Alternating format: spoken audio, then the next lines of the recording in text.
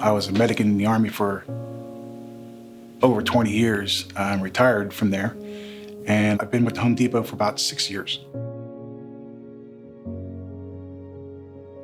When I first heard about the Home Refund 4 months after I got the job, it's a fund that is available to all associates. And I thought that was great.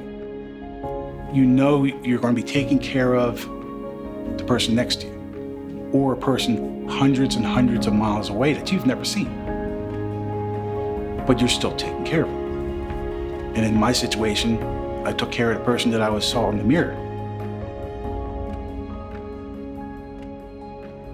I got very, very ill, to the point where I had to go to the emergency room. They had induced me into a coma for about a month and a half, 6 surgeries in my abdomen, and I was maybe 72 hours away from organ failure. I know that my wife and my daughter have to live. How are they paying the electric bill? How are they buying gas, buying food? You know, things that everybody takes for granted. How are they doing this without my support? My wife reached out to HR, and we applied for a Home Refund grant. And next thing you know,